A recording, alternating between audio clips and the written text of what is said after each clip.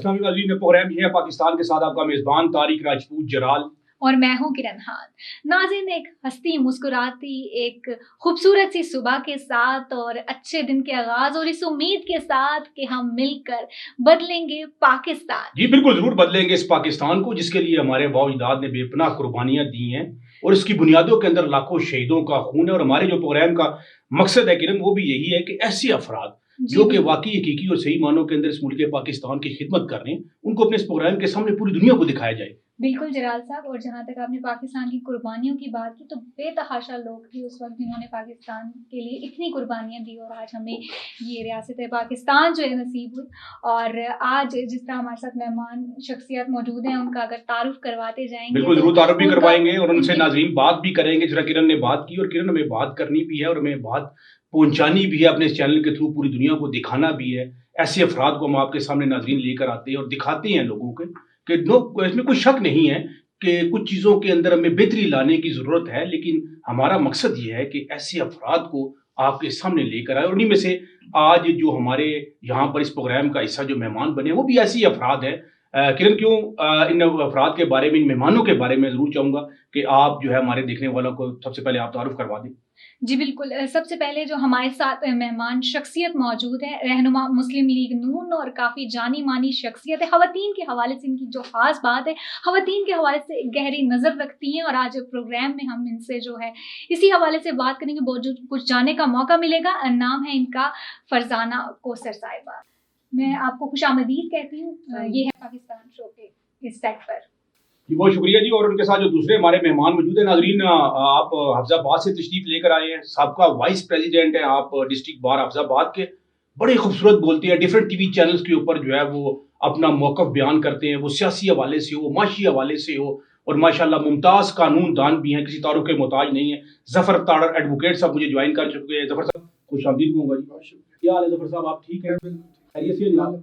उनके साथ नाज़रीन जो तीसरी शख्सियत है, आप भी माशाल्लाह इल्मी हवाले से, अदबी हवाले से, और ख़ास तौर पर हाल ही में आप as a deputy director PEMRA retired Islamabad से हुए हैं।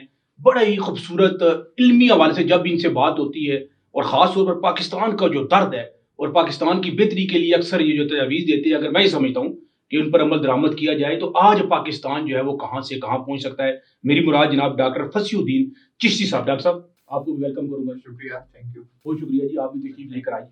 जी बिल्कुल जलाल साहब, मेरे ख्याल से गुफ्तगू का आगाज़ जो है सबसे पहले मैडम से करना चाहिए। ख़वातीन मतलब फर्स्ट के हवाले से आप बात जी करें। बिल्कुल। ख़वातीन जो है फर्स्ट पे ही होती हैं, तो पहले मैं आगाज़ करूँगी आपसे नहीं, गुफ्तगू ये का। बात इस पे थोड़ी सी डिबेट हो जाएगी। ख़वातीन नो डाउट कि हमारे लिए जो है वो बड़ा फ़ख्र का बाइस है और होना भी चाहिए फर्स्ट पे। लेकिन जो मेरे दूसरे मेहमान, 2 मेहमान हैं, उन्होंने भी जो काम किए हैं, मैं भी समझता हूँ उन्हें भी हमें फर्स्ट पोज़ीशन देनी पड़ेगी। ऐसे ही है, लेकिन वो लेडीज़ फर्स्ट, आपको पता है लेडीज़ तो हमेशा से फर्स्ट पे रहती हैं। आप जो आने नहीं देते बोला था। नहीं, हम बिल्कुल आने देती हैं जी, बिल्कुल आने देती हैं। लेकिन देखिए आज हमने आपको शो में फर्स्ट पे ही बुलाया, इसलिए आपकी सीट भी फर्स्ट पे है। जी फरजाना, आप गुफ्तगू की तरफ चलते हैं। ये छोटी-मोटी बातें तो बीच में चलती रहेंगी। अच्छा, ये सियासी सफ़र का आगाज़ जो है, इसके हवाले से बताइएगा, कब शुरू किया, कैसे शौक, मतलब इस तरफ सियासत की तरफ कैसे, मतलब? मेरा जो घराना है वो मतलब वालिदैन की तरफ भी सियासत का ही था और जहाँ शादी करके गई हूँ वहाँ पे भी था। सो दैट्स व्हाई मैं अपने मतलब मैं अपने वालिद साहब के साथ ज़्यादा रहती थी। मैं स्कूल से एपीएस में आर्मी में थे बाबा, तो एपीएस से सीधी उनके ऑफिस जाती थी और वहाँ से 4 बजे घर जाती थी। उनके साथ रह के फिर मेरा मतलब मुझे इंटरेस्ट डेवलप हुआ। मतलब हमें डरना भी चाहिए क्योंकि आप बार-बार एपीएस का ज़िक्र कर रही हैं, तो आजकल वैसे मैंने तो आर्मी पब्लिक से ही पढ़ा है, तो मैं उसी का नहीं, हमारे लिए काबिल एहतराम है जी आप भी, लेकिन मैंने कहा हमें थोड़ा-सा आपको होनी चाहिए। होनी चाहिए ज़रूर। होनी नहीं, चाहिए बिल्कुल जी, क्योंकि हमारे अगर आप देखें सही तो आर्मी आपकी खिदमत करती है, ऐसा नहीं है कि नहीं करती। अगर आपकी आर्मी नहीं होगी तो आप अपने आप को कैसे सिक्योर करेंगे? बिल्कुल ठीक है। जी बिल्कुल, आर्मी हमारे मुल्क की जो जी। है एक ताकत है, इसमें कोई Yes. शक नहीं।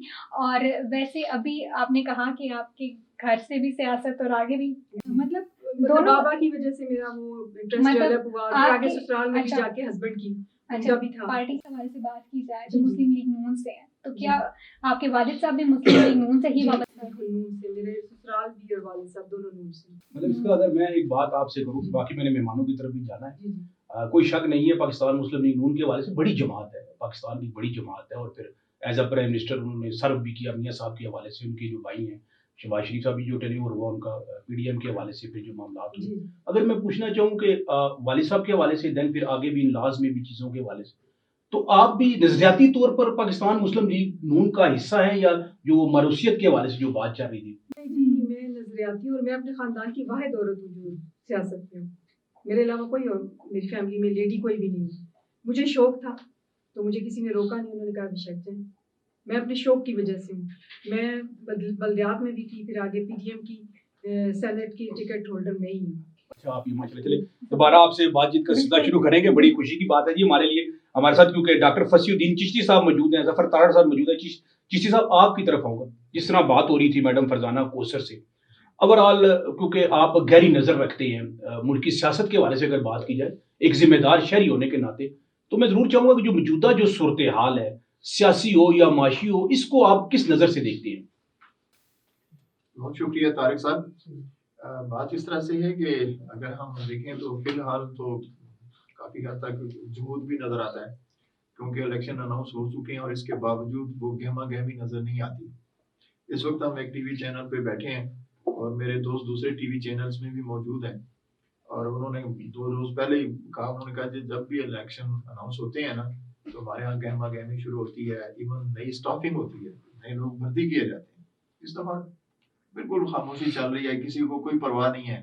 अच्छा, इस खामोशी की क्या वजह समझते ये हैं? एक चीज है, ये तो हम मैडम से भी पूछना चाहेंगे। नहीं, आप बताएं ना, आप भी एक गहरी नज़र रखते हैं, आप बताएं जी, इस आप। वक्त मेरा पॉइंट ऑफ व्यू जो है ना कि इस वक्त जो पिछला टेन्योर गया है और खास तौर पर पीडीएम का जो 16 महीने का टेन्योर गया है, तो बड़ा ऐसा गया। फिर उसके बाद जो अभी पकड़ धकड़ हो रही है और जो कुछ इस वक्त कोर्ट्स में हो रहा है, तो उसके बाद लोग जो ना अनसर्टेनिटी का शिकार हैं। इवन इलेक्शन की डेट अनाउंस होने के बावजूद लोगों को यकीन नहीं आ रहा कि इलेक्शन हो जाएगा। अच्छा, कोर्ट्स के हवाले से बात की जाए, मतलब हमारे कानून हमारे साथ मौजूद हैं। आप हफ्जाबाद से हमारे इस प्रोग्राम में स्पेशल तशरीफ लेकर आए हैं जफर तारड़ साहब। जफर साहब, रूल ऑफ लॉ और जस्टिस फॉर ऑल के हवाले से, जिस तरह अगर हम आईने पाकिस्तान के अंदर देखें तो उसमें जो अवाम का जो किरदार है, और फिर खास तौर पर इलेक्शन जो है, डेफिनेटली इलेक्शन अगर होंगे और फिर जो जिसको अवाम पसंद करेगी वो लोग आगे आएंगे, दैनी मुल्क आगे तरक्की कर सकता है। जो डॉक्टर साहब ने बात की, इसके बारे में अगर मैं आपसे जो है वो कानूनी अगर राय लेना चाहूँ, जिस तरह उन्होंने फरमाया कि पकड़ दकड़ के हवाले से, तो इसमें आपका पॉइंट क्या है? बहुत शुक्रिया जी आपका। मैं गुजारिश करता हूँ कि रूल ऑफ लॉ की बात करना, कॉन्स्टिट्यूशन पे इम्प्लीमेंटेशन की बात करना या फंडामेंटल राइट्स की बात करना, तो मैं समझ रहा हूँ कि बिल्कुल भी उस पर अमल नहीं हो रहा। सिंपली कि कोर्ट्स में जो हमारी कस्टोडियन है, सुप्रीम कोर्ट फंडामेंटल राइट की कस्टोडियन है, वहाँ पे भी उन आवाज़ नहीं सुनी जा रही। ह्यूमन राइट्स जो है वो वायलेट हो रहे हैं, फंडामेंटल राइट वायलेट हो रहे हैं। और इतनी देर से मैं बड़ी हैरत वाली बात है कि एक अदालत, ऑनरेबल कोर्ट्स हमारे किसी भी शख्स को, किसी भी जो अक्यूज्ड पर्सन है उसको बेल आउट करते हैं, तो विद इन टाइम्स वो शख्स किसी और सीक्रेट एफआईआर में या सीक्रेट हिडन एफआईआर में वो पकड़ा जाता है, और फिर अगर एफआईआर ख़त्म हो गई है तो फिर वो एमपीओ के तहत पकड़ लिया जाता है। तो मैं ये समझता हूँ कि जो हमारी जुडिशरी है, अदालत उज़्मा है, अदालत आलिया है, उनको फंडामेंटल राइट जो इन्फ्रिंज हो रहे हैं उस पर उनको प्रॉपर तरीके से ऐसी कोई तगड़ी जजमेंट देनी चाहिए ताकि ये सिलसिला बंद हो और लोग जो है वो सिक्योरिटी फील करें कि वो उस अदालत में जाते हुए वो ये सिक्योर फील करें कि हमारा हम यहाँ से जो बेल आउट होंगे या हमारी क्विटल होगी तो हम किसी मुकदमे में। लेकिन जफर साहब, इसमें एक और गुजारिश है ना, देखें जो वकला कम्युनिटी है, मतलब जिसकी आप नुमाइंदगी करते हैं, नो डाउट वो कानून को समझते हैं, उनकी एक पावर है। तो इसमें मैं ये पूछना चाहूंगा कि वकला कम्युनिटी का जो किरदार है, वो किरदार के हवाले से मतलब आप इसके ऊपर क्या मतलब फाइट कर रहे हैं, किस तरह इसको यकीनी बनाएंगे या बनाने की कोशिश कर रहे हैं? वकला कम्युनिटी ऑलमोस्ट हमेशा से अब भी वो पहले की तरह वो कर रही है। रूल ऑफ लॉ पे बहुत ज़्यादा सेमिनार हो रहे हैं, कॉन्फ्रेंस हो रही हैं, और वकला कम्युनिटी जो है वो उस पर स्पीचेस भी हो रहे हैं। वकला कम्युनिटी रूल ऑफ लॉ के लिए कॉन्स्टिट्यूशन की जो सुप्रीमेसी ऑफ कॉन्स्टिट्यूशन उस पर बहुत ज़्यादा कोशिश कर रही है, और मैं समझता हूँ कि ये उम्मीद है वकला कम्युनिटी ये रूल ऑफ लॉ के लिए, अगर वकला नहीं खड़े होंगे तो मैं समझता हूँ फिर अंधेरा ही है। फिर अंधेरे ही है, बिल्कुल। तो देख लें फिर अंधेरे ही है। अगर ये जो डेफिनेटली काला अगर को वकला कम्युनिटी अगर डर जाती है, वो सरेंडर कर देती है, तो मैं समझता हूँ फिर तो अंधेरे ही अंधेरे। इसके बारे नहीं, में तो हमारे मुल्क पाकिस्तान में कानून की बात अगर की जाए तो क्या आप देखते हैं, क्या यहाँ पर इंसाफ मौजूद है हमारे मुल्क में? नहीं, मैं तो नहीं समझ रहा। मैं यही तो बात कर रहा हूँ कि फंडामेंटल राइट जो हमारे जो बेसिक राइट्स है, तो फिर जो ये बात- कॉन्स्टिट्यूशन में 8 से 28 नहीं, तक फिर मौजूद है। हमारे मेरी बात मुल्क के सुनिए, कानून को मेरी आप बात क्या सुनिए, समझते सुनिए, हैं जहाँ सुनिए, पर सुनिए, कानून सुनिए। ही नहीं है? मेरी बात सुनिए। 8 आर्टिकल से 28 आर्टिकल फंडामेंटल राइट्स है। क्या आप, मैं और ये हमारे साथ बैठे हुए दोस्त ये कह सकते हैं कि हमें सबको अवेलेबल है, या जो हमारे कितने लोग जेलों में पड़े हुए हैं क्या उनको अवेलेबल है? ये कतई तौर पे अवेलेबल है। इसका जवाब हम लेते हैं जी, मैडम से जवाब देते हैं, क्योंकि डेफिनेटली कानून का जवाब तो यही नहीं, कानून का जवाब देंगे, वो बिल्कुल देंगे। लेकिन मैं एक बात वैसे नाजरीन यहाँ पर, क्योंकि हमारे जो तीनों मेहमान है माशाल्लाह लर्नड आदमी है लोग हैं, देखिए जिन मुल्कों में, जिन ममालिक की हम मिसालें देते हैं ना, कानून को सिर्फ समझना या उस पर अमल दरामद करवाना सिर्फ वकला कम्युनिटी का वो नहीं है। हर जिम्मेदार शहरी जो है उसको आइन और कानून की होनी चाहिए। और माशाल्लाह Exactly, बिल्कुल आप बड़ी ये बात है। वोकल हैं, मैं जिस तरह आपको जानता हूँ, जिस तरह आपके बारे में मैंने सुना है, आप डेफिनेटली औरतों को प्रोटेक्ट करने के हवाले से, फिर आम आदमी जो सफर करता है उस हवाले से मैं पूछना ये चाह रहा था, क्योंकि हमारे प्रोग्राम का थीम ये है, मकसद ये है कि ये पाकिस्तान में हम तमाम लोग इक्वल हैं, हमने मिलकर इस पाकिस्तान को आगे लेकर जाना है। क्योंकि आप पाकिस्तान मुस्लिम लीग नून से आपका ताल्लुक है, और फिर होपफुली जिस तरह की चीजें नजर आ रही हैं, डेफिनेटली अब इस पे एक सियासी जो है वो डिबेट हो शुरू हो जाएगी कि एक पार्टी को क्या किया जा रहा है, वो चलो उनका अपना पॉइंट ऑफ व्यू है। मैं जरूर आपसे पूछना चाहूंगा कि जहां पर ये रूल ऑफ लॉ के हवाले से, फिर उसके हवाले से, तो आपकी पार्टी का इसके ऊपर क्या स्टैंड है या क्या स्टांस है? देखिए रूल्स, आप जैसे दूसरे कंट्रीज की बात कर रहे हैं तो वहाँ पे इम्प्लीमेंटेशन है, पाकिस्तान में इम्प्लीमेंटेशन नहीं है ना। सबसे नहीं तो- बड़ा मसला ये है ना नहीं कि तो- कानून, अभी जैसे भाई बात कर रहे थे, तो कोई भी होगा तो उस पे वो इम्प्लीमेंट होने ही नहीं दिया जाता, या तो नहीं, रास्ते क्यों? में ही सुलह हो जाएगी या फिर बात इधर की उधर नहीं तो पहले ये से ही किसने खत्म कर करवाना दिया है? जाता है। ये किसने करवाना है? देखें, ये इम्प्लीमेंट ये करवाना साम किस- ये यहाँ बैठे हैं, ठीक है। ठीक है। अगर कोई मियाँ बीवी का झगड़ा हो जाए, कोई तेजाब का आ जाए केस आपके पास, कोई रेप का आ जाए, क्या होता है? विद इन नो टाइम उनकी सुलह हो जाती है। इवन एफआईआर तक नहीं कटने देते, ठीक है। वो कहते हैं कि आप एफआईआर तो हमसे कटवा रहे हैं, लेकिन आपने दूसरे दिन जाके सुलह कर ली। ये चीजें जो उनके ऊपर, ये जो माइंड सेट है हमारा, हमें इस माइंड सेट को तोड़ना है कि अगर हमें सजा भी होगी तो हम 6 महीने बाद वापस आ जाएंगे, हम उनके घर वालों को प्रेशर दे देंगे। हमें इन लोगों के माइंड सेट तोड़ना मैं यहाँ पे ये mindset मैं तोड़ना। मैं अगर यहाँ पे जी जी यहाँ पे जो लैब्स ऑफ इन्वेस्टिगेशन है ना, वहाँ पे वो बात होती है। कोई बंदा अगर एक, मैं सिंपली अगर कह दूं कि एक मर्डर करने वाला एक बंदा है, तो अगर जो मुस्तगीस मुकदमा है, जो कंप्लेनेंट पार्टी है, वो अगर 10 पे एफआईआर करवा देगी तो अल्टीमेटली जो रियल अक्यूज्ड है वो भी एक्विटल हो जाएगा। तो यहाँ पे हमें अपनी खुद को भी चेंज करना चाहिए ना, कि हम जो पहले अपनी चीज जजमेंट करें।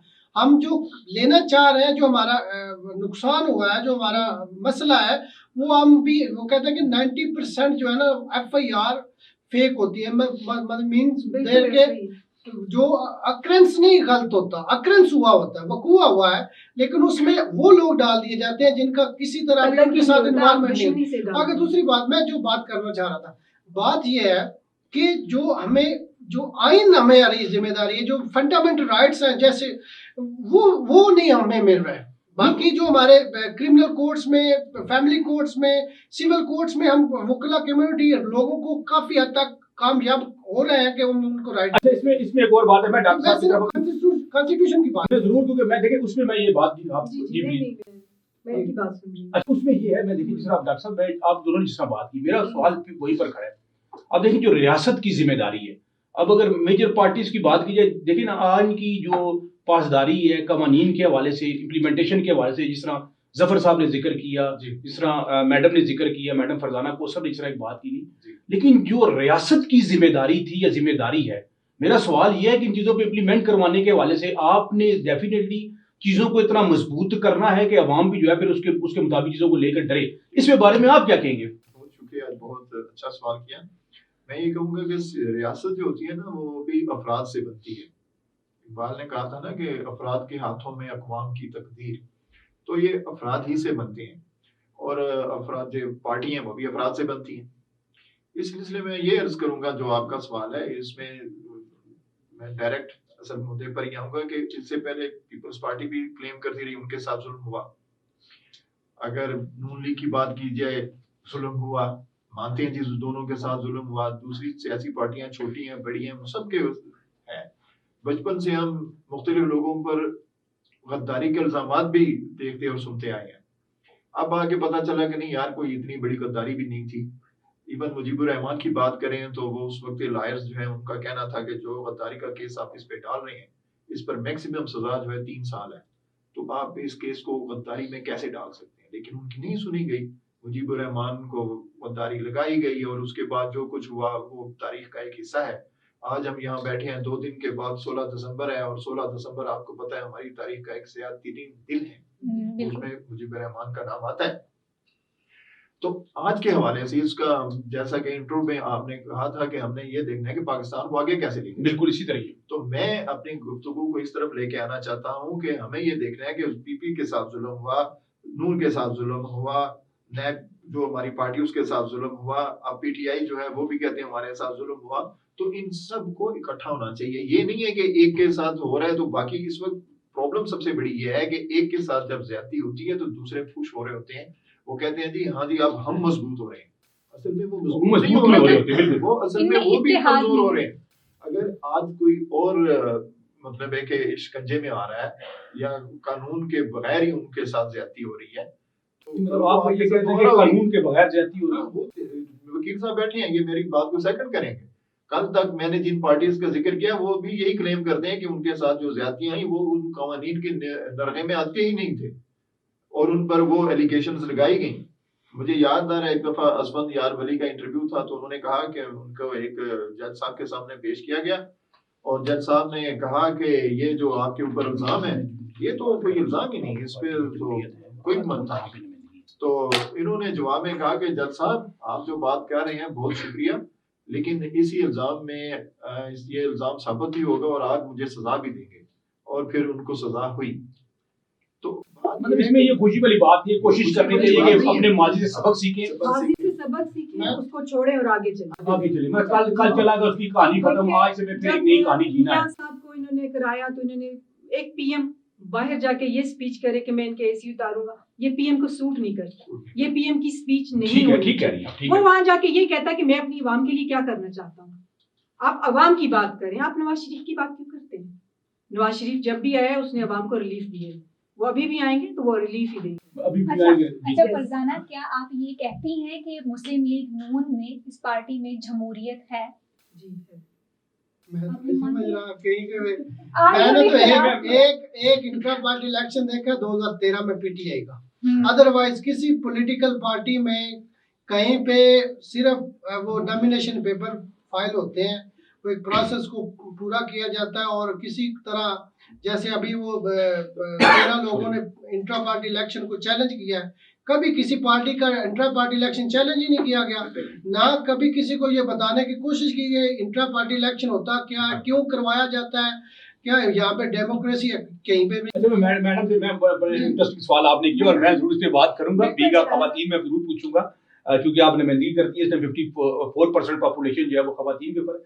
अच्छा आपकी जमात के वाले से जिस तरह आपने कहा कि आप बेहतर जवाब दे सकती हैं और मेरा अक्सर ये सवाल होता है, जिस तरह किरण ने आपसे सवाल किया और आपने कहा बिल्कुल है, तो मैं मुस्तकबिल में या अभी मैं कहीं पे देख रहा हूँ कि आप भी मतलब आगे आएंगी, आप जैसी वो खवातीन जिन्होंने मारे खाई हैं जब मियाँ साहब यहाँ पर नहीं थे, क्योंकि बहुत सारे लोग मुझे मिलते हैं, मुझसे बात करते हैं कि अब जो है जलाल साहब ये चीज़ें जो है वसाइल पे चली गई, जिनके वसाइल ना वही आगे जा रहे हैं, हम जैसे मारे खाने वाले लोग जो है वो पीछे आ गए।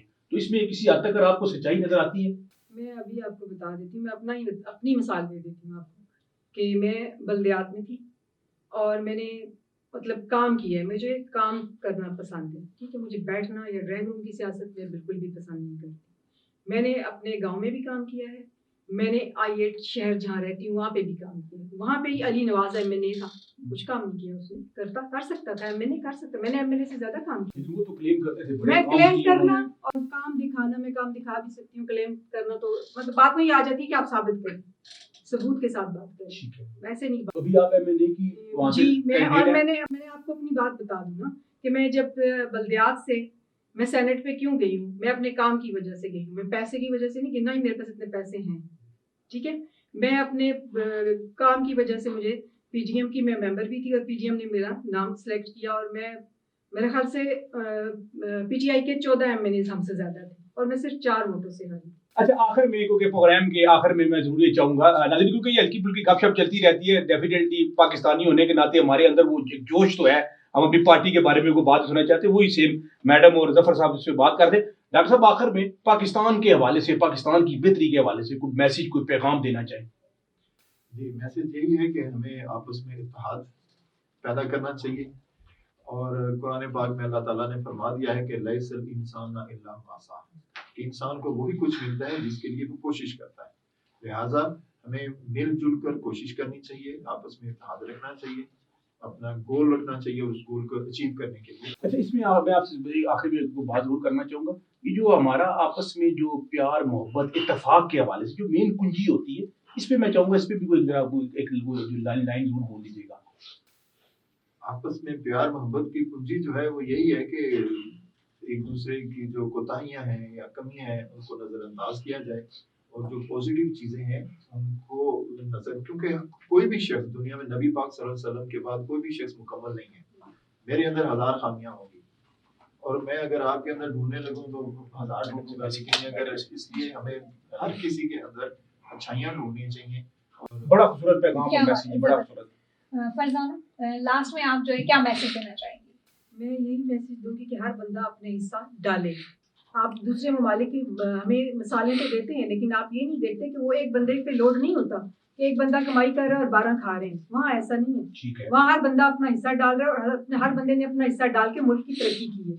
यहाँ पे खाना और सोना है, मतलब हर आदमी को आगे बढ़ना होगा, जी, आगे बढ़ अपनी ज़ातियात से आगे निकल कर पाकिस्तान का सोचना होगा। पाकिस्तान के बारे में जफर साहब, आपकी तरफ आऊंगा आखिर में, इस खूबसूरत पाकिस्तान के लिए कोई पैगाम, कोई मैसेज देना चाहिए? मैसेज है कि हर जो इंस्टीट्यूशन है वो अपने डोमेन में रहकर काम करेगा तो पाकिस्तान ग्रो करेगा। कोई इदारा जैसे सेपरेशन ऑफ पावर्स का आप कह सकते हैं, अपनी डोमेन में रहकर काम करे, पार्लियामेंट अपना काम करे, सुप्रीम कोर्ट अपना काम करे, जो इंतजामिया वो अपना काम करे, किसी के मामले में वो ना जाए। तो मैं समझता हूँ कि जब इदारे अपने डोमेन में काम करेंगे तो डेफिनेटली हम ग्रो करेंगे। जबरदस्त। और लास्ट में पाकिस्तान की मोहब्बत में अगर कोई शख्स मिली नगमा कोई मिली नगमा, कोई वैसे तो हम लोगों के लिए करते हैं, कोई पाकिस्तान के लिए कोई मिली नगमा, कोई शेर, कोई ऐसी बात को करना चाहिए तो वो पाक साथ जमीन शाद बात, हम पाकिस्तान को इत्तेहाद से इत्तेफाक से आगे लेके जा सकते हैं। चले जी, पाकिस्तान जिंदाबाद। बहुत शुक्रिया जी, बहुत शुक्रिया। हमारे साथ मौजूद थी नाज़रीन रहनुमा पाकिस्तान मुस्लिम लीग नून मैडम फरजाना कोसर साहिबा, बहुत शुक्रिया मैडम आपका, आज आप हमारे प्रोग्राम का हिस्सा बनी। जफर तारड़ एडवोकेट साहब हफ्जाबाद से स्पेशल तशरीफ लेकर आए, तारड़ साहब आपका बहुत शुक्रिया जनाब, आप तशरीफ लेकर आए। डॉक्टर फसीउद्दीन चिश्ती साहब, आप तशरीफ लाए हमारे इस प्रोग्राम में, ये पाकिस्तान में रौनक बने, बहुत शुक्रिया आप तीनों मेहमानों का। नाज़रीन, ये था हमारा आज का प्रोग्राम जिसमें हमने मेहमानों से बात की और गपशप, ये डेफिनेटली ये रोजमर्रा जो मैटर्स हैं ये चलते रहते हैं, लेकिन खुशी की बात यह है कि आज भी हम सब जो है वो इस पाकिस्तान के लिए, इस पाकिस्तान की तामीर और तरक्की के लिए एक है, यकसा, और हमारी सोच और का महवर जो है वो सिर्फ और सिर्फ ये पाकिस्तान है। अपना बहुत सारा ख्याल रखिएगा, हमें अपनी दुआ में याद रखिएगा। पाकिस्तान जिंदाबाद।